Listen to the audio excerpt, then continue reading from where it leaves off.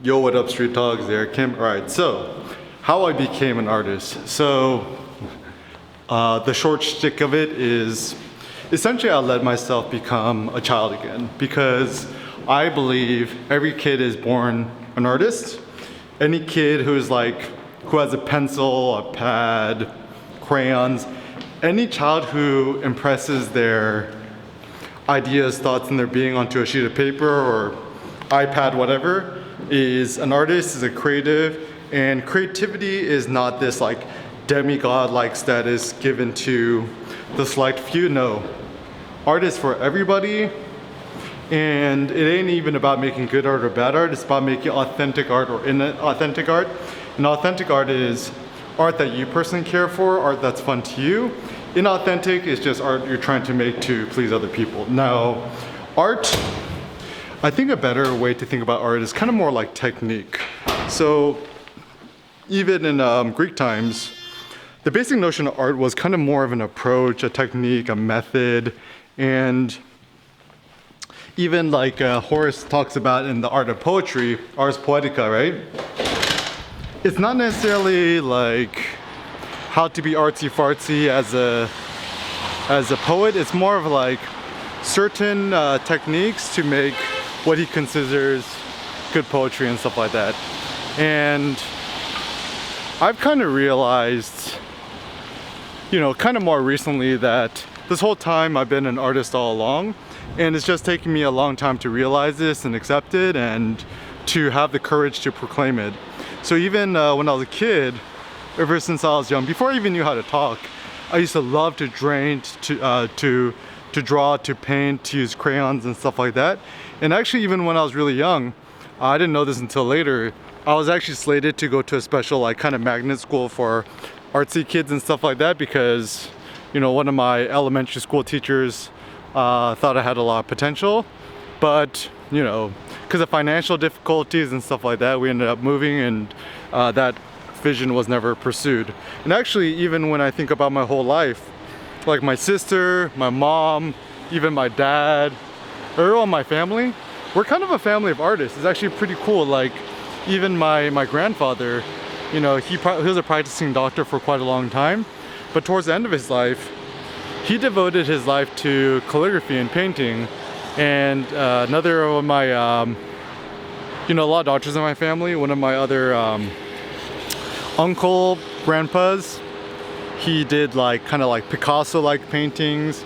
And certainly it's kind of funny is that a lot of people in my family, or a lot of people I know who once they retire and they don't worry about money and what do? They focus their lives on creating art.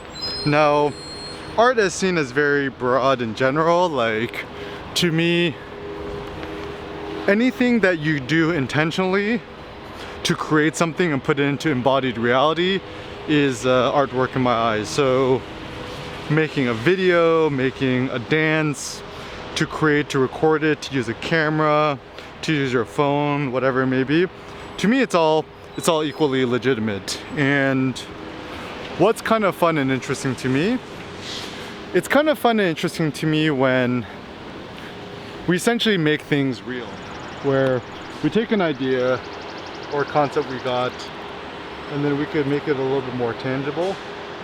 And even if you think about Mother Nature and all her creations, right? Lots of cool designs and stuff to see. And certainly one doesn't need to go to art school to be an artist. One just needs to have a curiosity and predilection for making things and to explore the world. And delight in just looking at things and making things. So even me, as a photographer, certainly photographers and artists are the same things. And being a photographer is just another different tool in the toolkit of the artist. And even I'm sure if Leonardo da Vinci was still alive today, he would absolutely love photos, videos, and all these other forms of artistic self-expression. And how sad it is that a lot of these stupid snobby elite people try to not see photography as a legitimate art form and only see painting as the apex of all the arts. So once again, for me, There's no hierarchy of art. There's no highbrow or lowbrow. It's just kind of more like, what do you enjoy, what do you not enjoy? Like, even for me, if I think about my favorite films of all time, they're not even the most like highbrow films. Like even the movie 300, by far my favorite, one of my favorite films, or even John Wick. And there's nothing like highbrow about it. Like it's got good action. It puts vein and vigor into my muscles and my sinews and my veins and my brains and stuff like that. And it motivates me to move. And even with music, I love Jay-Z, Kanye, etc., hip hop music, and even the ignorant shit, because it gets me moving. And to me, the best art is the art that kind of gets you going, that kind of gets you moving. Because certainly, what do we lack in today's day and age? We lack courage, we lack the courage to go outdoors, to make, to create. We care too much about numbers, followers, and stuff like that. And obviously we care too much about money too. And ain't nothing wrong about money. Just like my criticism is that people quantify too much of their own self-worth in these petty measures of success. And they even care too much about success. Like, the funny thing is the Greeks didn't really care for success either. Like, if you think about even the Trojans versus the Greeks, right, in the Iliad, in the war, it's like Hector and Achilles are both kind of like seen as equally as honorable, even though Achilles is the superior fighter and he's actually more of a demigod than Hector is.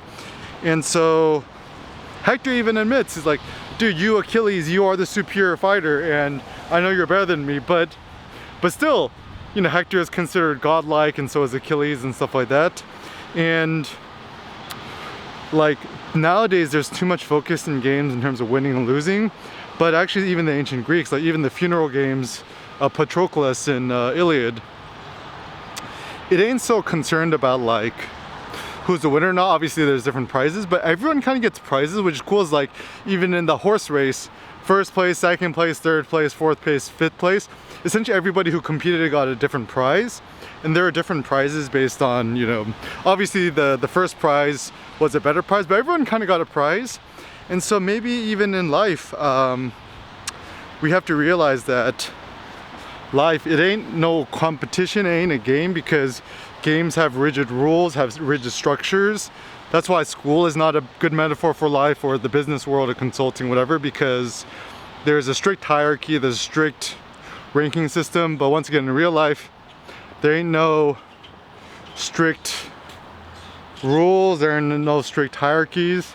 And essentially what makes us valorous in life is more of just, in my opinion, philosophically, it's the amount of valor we're willing to risk, and how much individual courage we're willing to have.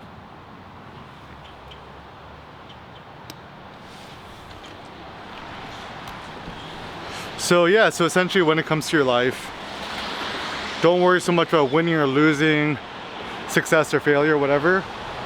Just focus your life on courage or cowardice. The more courage you exhibit in life, the better. The more you exert yourself, the better. The more you hesitate, stumble, and fall, and cowardly, whatever, it's all good. Like, just pull yourself against by your butt. You know, like is it the Beyonce song, right? It's like, if you fall over something, pick yourself up and try again, right?